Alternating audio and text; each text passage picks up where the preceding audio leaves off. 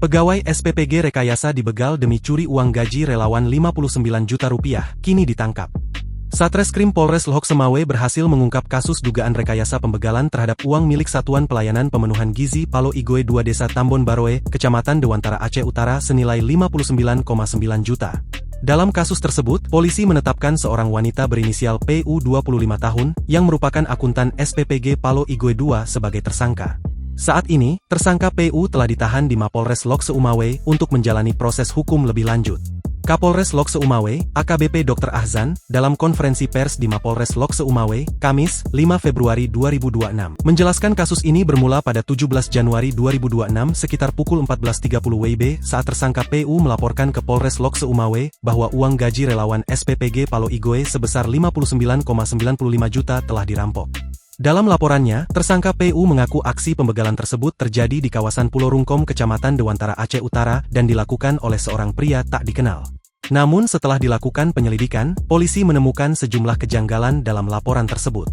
Dari hasil pendalaman penyidikan, diketahui bahwa peristiwa pembegalan tersebut ternyata direkayasa, ujar AKBP Ahzan. Polisi kemudian mengungkap keterlibatan seorang pria berinisial TU yang diketahui merupakan suruhan PU untuk melakukan rekayasa pembegalan. Tersangka TU kemudian berhasil diamankan pada 28 Januari 2026. TU mengakui bahwa dirinya disuruh oleh PU untuk melakukan aksi rekayasa pembegalan dan menerima upah sebesar 2 juta, kata Kapolres. Selain itu, TU juga menyerahkan sejumlah barang bukti berupa remote kunci motor Honda Stylo dan sebuah kunci laci meja yang sebelumnya dilaporkan PU hilang bersama tas berisi uang.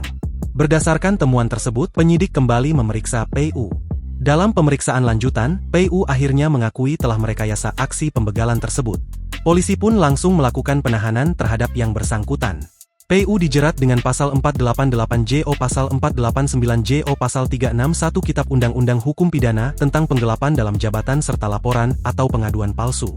Adapun barang bukti yang berhasil diamankan antara lain uang tunai sekitar 12 juta, 1 unit telepon genggam, 1 unit sepeda motor, serta kunci laci meja. Download Tribun X sekarang, menghadirkan lokal menjadi Indonesia.